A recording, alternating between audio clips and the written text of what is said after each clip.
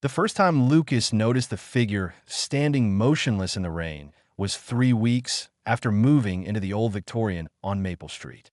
It was well past midnight, and he had been awoken by the persistent patter of raindrops against his bedroom window.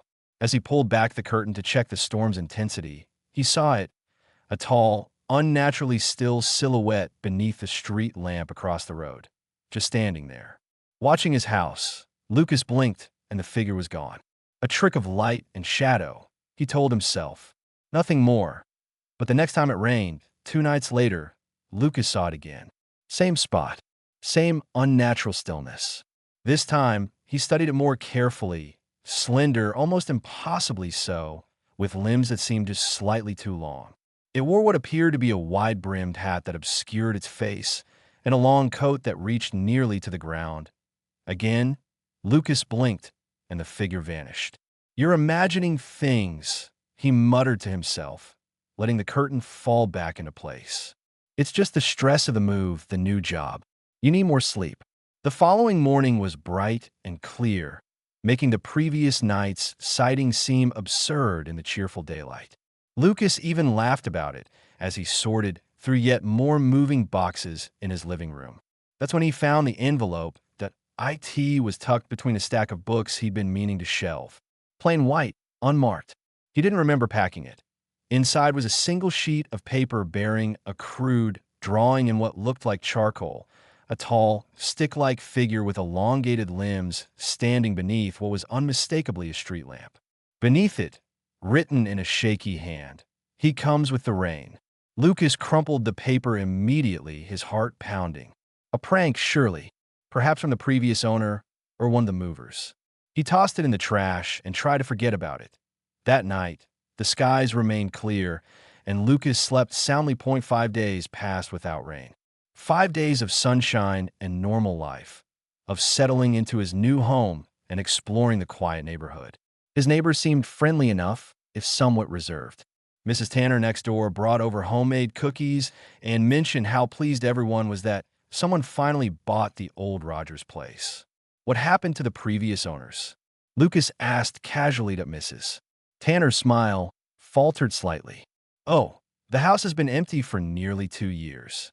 The Rogers, well, they left rather suddenly.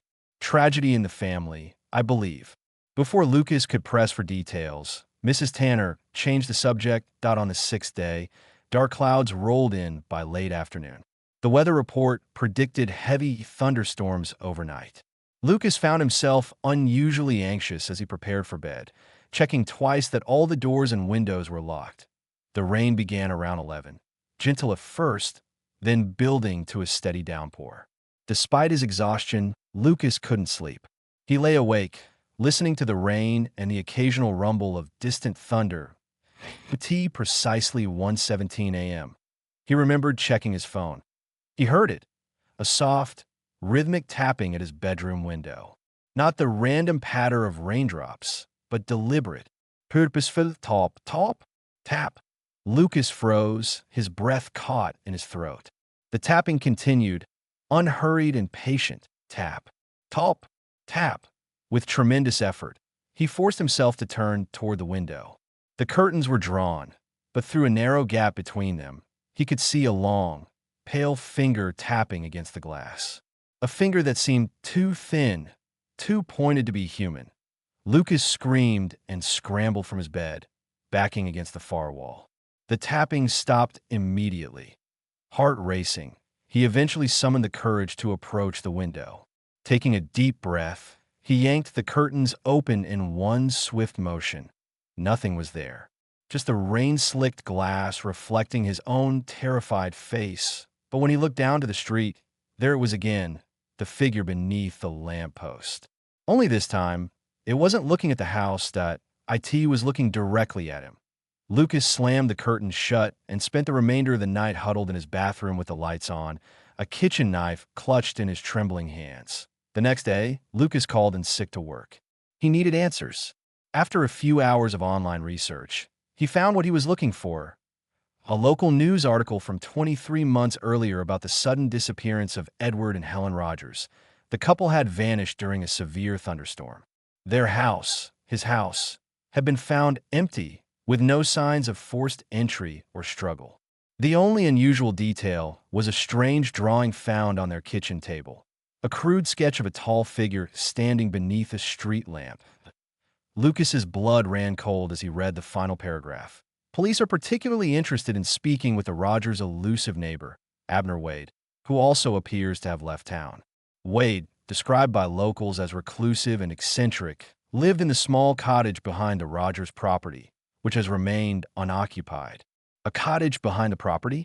Lucas hadn't noticed any cottage during his initial viewing of the house or in the weeks since moving in. Grabbing a raincoat, the storm was still raging outside. He ventured into his backyard for the first time. The rear of the property was overgrown with dense shrubs and several large oak trees. Lucas pushed through the wet foliage, branches slapping against his face as the rain poured down relentlessly. After struggling for several minutes, he emerged into a small clearing. And there it was, a tiny, dilapidated cottage almost completely obscured by vegetation. It looked as though it hadn't been touched in years, the windows boarded up, the door secured with a rusted padlock. Lucas approached cautiously. Through a narrow gap in one of the boarded windows, he could see that the interior was in disarray. Overturned furniture, papers scattered across the floor, and what appeared to be strange symbols drawn on the walls. As he peered inside, trying to make sense of the scene, a lightning flash illuminated the cottage interior. In that brief, brilliant moment, Lucas saw something that made his heart stop. Dozens of drawings pinned to the far wall. Drawings of the tall figure in the rain. And beside them, photographs. Photographs of houses, of people sleeping in their beds, clearly taken through windows. And among them, a photo of Lucas himself, asleep in his new bedroom. Lucas stumbled backward in horror, slipping on the wet grass and falling hard. As he scrambled to his feet, he became aware of a presence behind him. Slowly, he turned around. Standing just a few feet away was the figure from the street.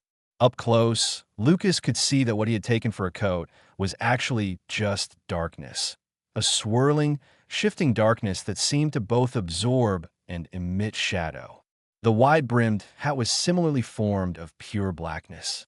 And beneath it, where a face should have been, was nothing but a void with two pinpricks of distant light, like stars glimpsed from the bottom of a well.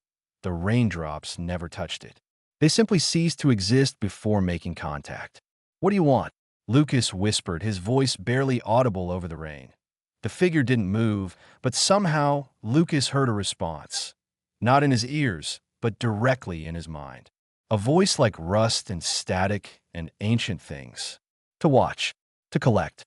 You're in my house now."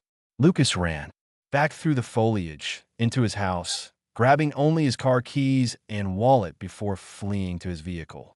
He drove recklessly through the storm, not caring where he was going as long as it was away. He never returned to the house on Maple Street. He left behind everything he owned, filed a missing persons report for the Rogers couple that went nowhere, and tried to forget what he had seen and heard. But on rainy nights, he still checks outside his new apartment window. And sometimes, just sometimes, he sees a familiar figure standing beneath a distant street lamp. Watching, waiting, because some things, once they found you, never really let you go, and it always comes with the rain.